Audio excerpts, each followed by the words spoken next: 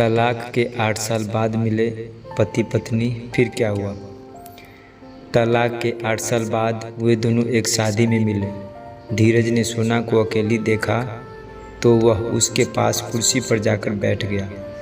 काफ़ी देर तक दोनों एक दूसरे को देखकर अनदेखा करते रहे। दोनों ने 7 वर्ष साथ गुजारे थे। झगड़ों के अलावा कुछ मीठी यादें भी दोनों के दिलों में बसी हुई थी। आखिर धीरज ने ही बात शुरू की। कैसी हो सोना? अभिमान के साथ बोली, मज़े में हूँ। दूसरी शादी के 8 साल हो गए हैं, 3 बच्चे भी हैं। धीरज ने गौर से उसका चेहरा देखा। वह पहले से बहुत ज़्यादा दुबली पतली हो गई थी। चेहरे पर जरा भी रौनक नहीं थी, न शरीर पर महंगे कपड़े थे। वो सोचने लगा कि जब उसके साथ रहती थी तब कितनी सुंदर थी। धीरज को अपनी ओर ताकते देखकर वह दूसरी तरफ देखने लगी। फिर खुद को नियंत्रित करते हुए बोली, तुम कैसे हो और हमारा बच्चा कैसा है? नीरज भी अकड़ के साथ बोला, मैं भी मज़े में हूँ। दूसरी शादी को 5 वर्ष हो गए हैं, एक बेटा भी है और हमारा बेटा अब 6 क्लास में हो गया है। मेरी पत्नी भी बहुत अच्छी है, हम दोनों बहुत खुश हैं। ये सुनकर सोना को जलन हुई, मगर उसने चेहरे पर उजागर नहीं होने दिया। मगर उसने गौर से धीरज का चेहरा देखा। ऐसे लग रहा था जैसे 40 साल की उम्र में बूढ़ा हो गया हो। सर के सारे बाल सफ़ेद हो गए थे और ऊपर से काले थे, मगर नीचे जड़ों में सफ़ेदी साफ दिख रही थी। पेट भी काफ़ी निकल आया था।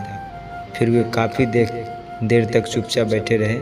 शादी के कार्यक्रम में दोनों दिन भर करीब ही रहे, मगर बातें और नहीं हो पाई।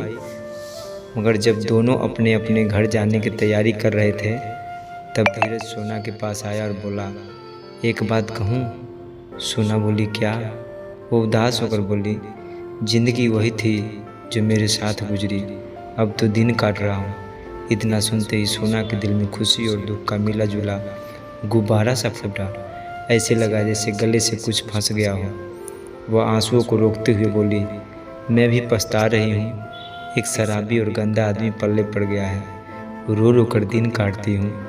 धीरज को भी भर आई आंखों का पानी छुपाने के लिए मुंह दूसरी तरफ कर लिया। फिर बोला, हम दोनों मूर्ख थे जो छोटी छोटी बातों को बड़ी बनाकर अलग हो गए। मैं आज तुम्हें इतना ही कहना चाहती हूँ कि तुम बहुत अच्छी हो। तुम्हारे साथ गुजारे लम्हों की यादों में दिन बिता रहा हूँ। सोना रो पड़ी, रोते रोते बोली, मैं भी उन्हीं पलों को याद करके जी रही हूँ। कहकर उसने बैग उठाया और चल पड़ी। धीरज उसे तब तक देखता रहा जब तक वह आंखों से ओझल न हो गई। नमस्कार, प्रणाम। कहानी कैसी लगी? एक लाइक और चैनल को सब्सक्राइब कर देना। जय हिंद, जय भारत, धन्यवाद। मैं सुरेंद्र सबड़िया।